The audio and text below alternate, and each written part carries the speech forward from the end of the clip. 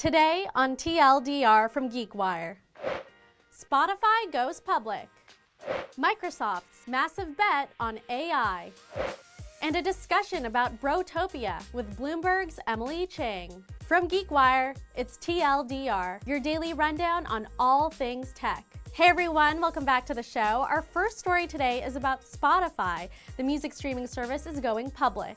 Spotify shares are on the New York Stock Exchange under the symbol SPOT. The closing share price today was just over $149, up more than 12%. Spotify has the largest global reach of music streaming services, with 157 million active users in 65 countries. In the US, it has 41% of the market share. Its competitors include Apple, Amazon, Pandora, Tidal, and the Seattle-based company Napster.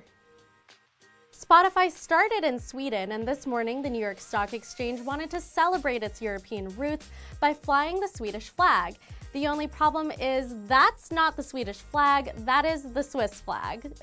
Swedish tech reporter Sven Carlson noticed right away and tweeted a photo with a caption that translates to an extreme amount of lol at Wall Street when the New York Stock Exchange raises the Swiss flag. It took about 15 minutes for the stock exchange to correct the error, but hey, it's the thought that counts.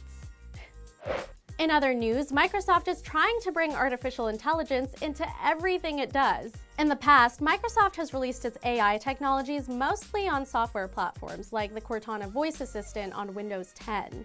So what's next? Hardware. In an interview with GeekWire, Harry Shum, the executive VP of Microsoft's AI and research group, mentioned that AI specialists at the company are now working closely with its devices group. Ultimately, the AI initiative is the biggest test yet of Microsoft's cultural changes under CEO Satya Nadella. For a while, Microsoft's research unit had the reputation of having its best work end up in papers or presentations, but not in actual products.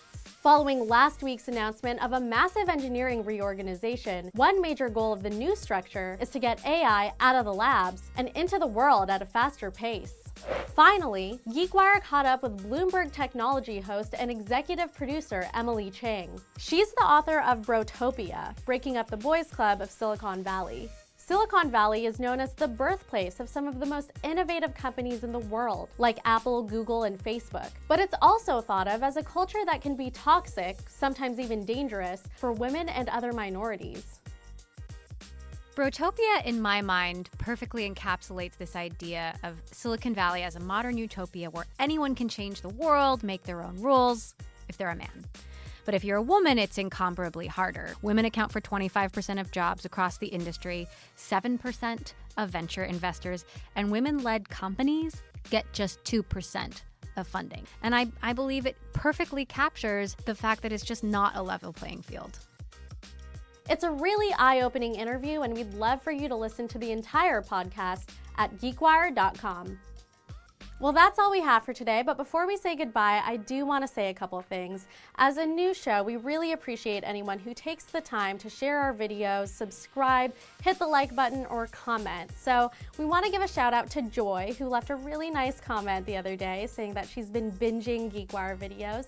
And also shout out to Lance. He's been commenting on every TLDR video from the start. And Lance, we always look forward to hearing from you. As always, we'd love for you guys to subscribe to our videos if you haven't already, and follow us on Facebook so you won't miss the next episode. I'm Starla Sampaco. Thanks for watching TLDR. See you tomorrow.